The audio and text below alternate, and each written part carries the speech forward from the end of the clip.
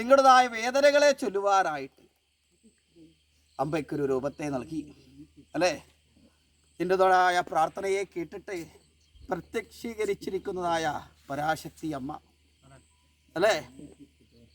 ആവട്ടെ, ജലഗന്ധാദി പുഷ്പങ്ങളെ കൊണ്ടും അർച്ചന കൊണ്ടും പ്രാർത്ഥന കൊണ്ടും പൂജ കൊണ്ടും ഹോമാദി കർമ്മങ്ങളെ കൊണ്ടും അല്ലേ,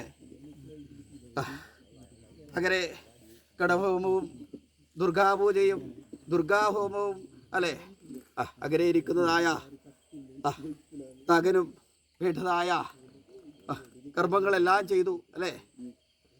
അങ്ങനെ വിശേഷമായിട്ട് എൻ്റെതായ കാര്യക്കാരന് വേണ്ടതായ അനുഭവങ്ങളും അല്ലേ.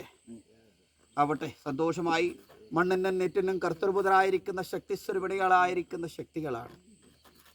അറിഞ്ഞോ, അമ്മയ്ക്ക് ശക്തിയുണ്ടെന്ന് അറിഞ്ഞു അല്ലേ. അതുകൊണ്ടാണല്ലോ വിളിച്ചത് അല്ലേ. അമ്മയുടേതായ പൂർണ്ണരൂപത്തെ ഒന്ന് എനിക്ക് കാണണം എന്നാഗ്രഹം അല്ലേ.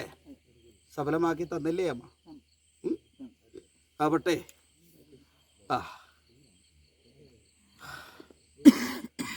കാമക്രോധ മതമത്സരങ്ങളെല്ലാം ദമ്പ് അല്ലേ, ഇതെല്ലാം ഉള്ളതായ ലോകമാണ്.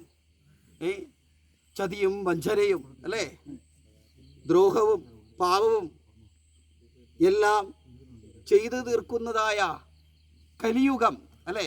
ഔഷധം കാട്, ഗുരു മനുഷ്യൻ, പ്രതിഷ്ഠ കരിങ്കല്ല്, ദൈവം നാസ്തി അല്ലേ. പുകയിലയെല്ലാം അല്ലേ, തുളസിയെല്ലാം പുകയിലയാകുന്നതായ കാലനേരമാണ്. അങ്ങനെ ഇരിക്കുന്നതായ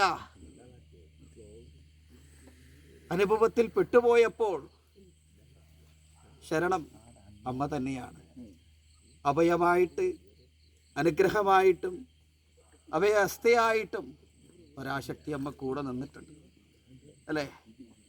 എന്നിട്ടും പരിപൂർണമായിട്ടില്ല എങ്കിലും എല്ലാം അമ്മ തന്നെ നേർവഴിക്ക് നയിച്ചു തരണം. എന്നെ കൈയൊഴിച്ച് കളയല്ലേ എന്നിരിക്കുന്ന പ്രാർത്ഥനയുണ്ടോ തന്ത്രി? ഉണ്ടല്ലോ. ആവട്ടെ, സന്തോഷമായി ഒരു നോക്ക് കാണുവാൻ നിങ്ങൾക്ക് ഭാഗ്യവാന്മാർ അല്ലേ. ആവട്ടെ, ഈ ചച്ചാനാക്രിയാസത്യസ്വരൂപിണിയായിരിക്കുന്നതായ പരാശക്തി അമ്മയെ കൺകൊടുത്ത് കരളിങ്കിൽ സൂക്ഷിച്ചോ.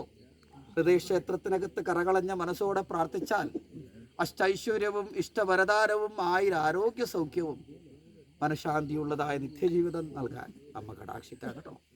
സന്തോഷമായി അങ്ങനെ വിശേഷമായിട്ട്